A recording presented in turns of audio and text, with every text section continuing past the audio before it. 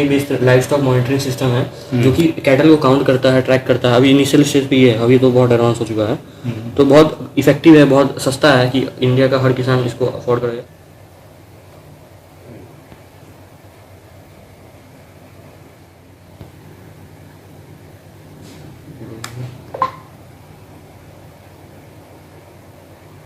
हमारे अन्नदाताओं और पशुपालकों के लिए भी आप कुछ खास कर रहे हैं, किस तरह से उनको मदद मिलेगी और तकनीक के माध्यम से कैसे आप उनको मदद पहुंचाने की कोशिश? मेरा आर्टिफिशियल इंटेलिजेंस बेस्ड एक स्टार्टअप है जो कि मैं भारत मंडपम जहाँ G20 हुआ था वहाँ लेके गया था स्टार्टअप महाकुंभ में।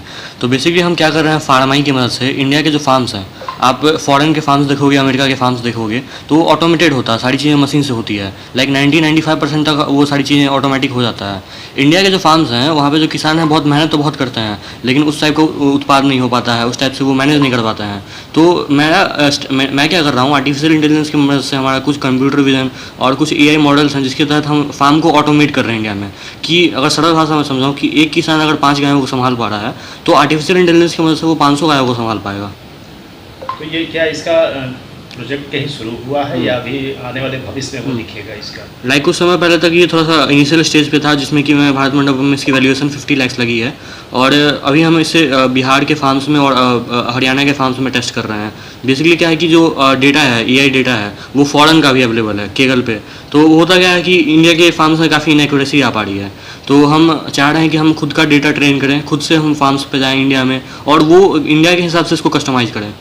खासतौर पर अगर हम अपने बिहार की बात करें या दूसरे अन्य राज्य की, जो किसान है वो उस तरह से आधुनिक चीज़ों को एक्सेप्ट नहीं करते हैं, तो क्या लगता है कि वो कैसे इसके फ्रेंडली बनेंगे वो? लाइक शुरुआत में तो सबको दिक्कत होता है। जैसे पहले हम बटन वाला फ़ोन यूज़ करते थे, अब टच स्क्रीन वाला यूज़ करते हैं। पहले पेमेंट हम कैश में करते थे, अब यूपीआई से करते हैं। तो धीरे धीरे समय लगेगा, बट वो चीज़ बहुत अच्छी होने वाली है। कैश को मैनेज नहीं कर पाते थे, यूपीआई की मदद से इजीली हम किसी को पैसे भेज पा रहे हैं, है ना। ट्रैवलिंग का था, पहले हम बैलगाड़ी से चलते थे, अब फ्लाइट की मदद से, प्लेन की मदद से उड़ रहे हैं। तो शुरुआत में तो थोड़ा दिक्कत होता है, बट समय के साथ ये चीज़ बहुत ही ज़्यादा देश को फ़ायदा देने वाली है और बहुत ही गेम चेंजिंग साबित होने वाला है। इन फ्यूचर कितने दिनों तक के बाद लगभग ये चीज़ें जो दिखने लगेंगी?